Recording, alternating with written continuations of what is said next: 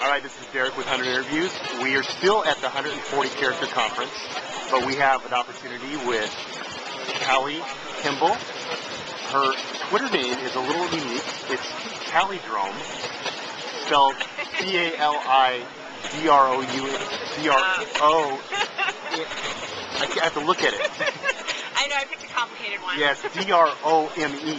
Yeah, Callidrome. Yes. Like palindrome, but with a C. Exactly.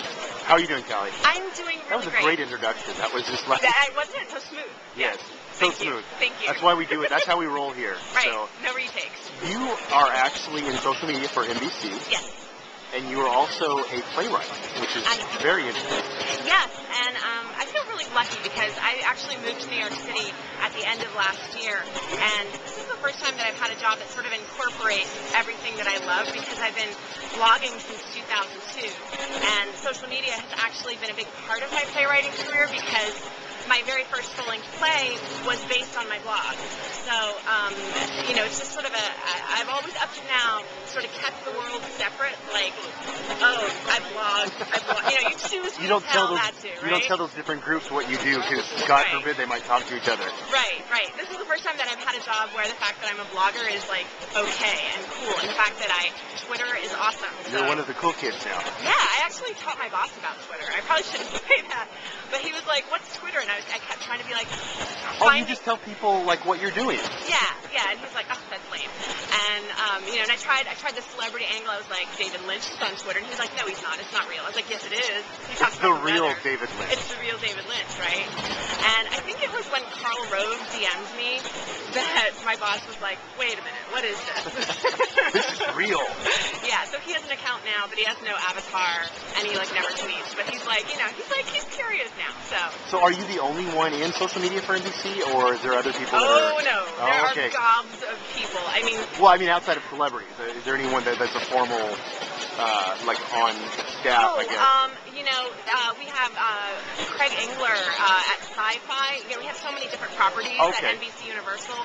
So, and we're honestly so spread out. We have digital media, media technology, technology work center, all of these different departments, and they're all huge. I work specifically on the team that builds the back-end database architecture for all of NBC.com. Okay. So it's a team of, I would say like 60 people, and they're mostly off-site, and they build all this stuff, and I am a project manager, so I sort of facilitate communication with the different teams. Okay. It's really fun. It's a fun job.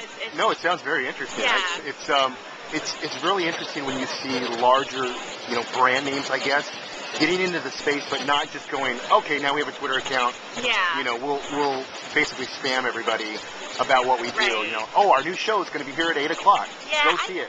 I have to say, I don't think I've seen many NBC people making those kinds of, tactical missteps, if you will. Right. Ann Curry, New Media Jim, he's a really popular guy on Twitter. He's an NBC cameraman. So I think people who are Twittering, who are at NBC, are kind of doing it because they love it, because they want to. I haven't seen any sort of people who are just trying to put some sort of official face on things, but...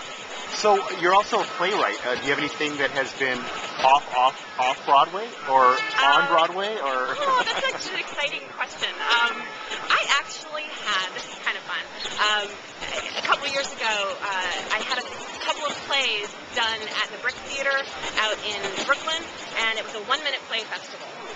So these plays were 1 minute long, and how do you have a whole plot within a minute? Well, I guess it's the Twitter of player. Yeah, it's totally like just the bite-sized version. Writing just like tweeting. You're writing you have to figure out, okay, what do I need to say? Why do I need to say it? What's really important here? And with a play, you don't have time to set up a situation. You just got to jump right in. There's no character development, is what you're telling me. No, there's like no subtext even, right? You're just like conflict. Here it is. And they end up being like... playwright haiku. Yeah, totally. Somebody else was saying that earlier. It's a perfect analogy. And it ends up being absurd or kind of ridiculous and fun, but it can also have like a really strong message underneath or deep meaning that you can sort of get into sideways because it's such a unique format. Very nice. Yeah. So do you have anything else coming up on the playwright side of your life?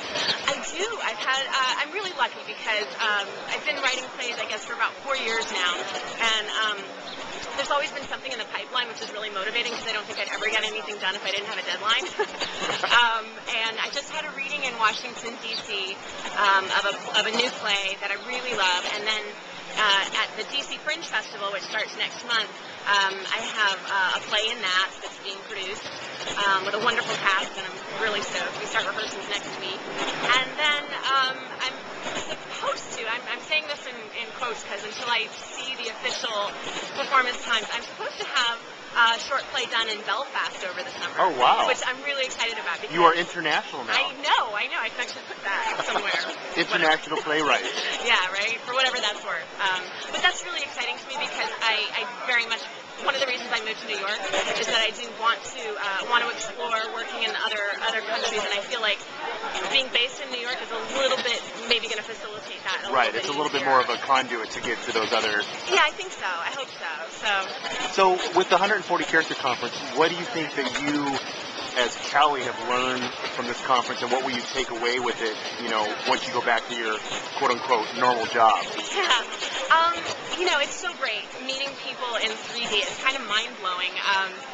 You have these relationships with people that are very real on Twitter, and then you get to sort of discover, you're not limited to the tweets anymore. So it's really, for me, it's just about meeting people and hearing what they're doing. I'm always super interested in what other people are doing. I think it's the playwright in me. I'm always interested in character and psychology and why are people. You're always looking at the underlying kind of the underbelly of what they're doing instead of just taking it. Well, I'm a social media expert. Right. Yeah, not so much interested in the pitch, but interested in the person behind it and what they're interested in. So that's been really cool. Yeah, because I think, at least even with you and I, it's I don't know why we started following. Oh, I followed you because I knew you were going to be speaking. Okay, yeah. And so I followed everybody that was on the speaker list because I thought maybe I'll have an opportunity to meet them.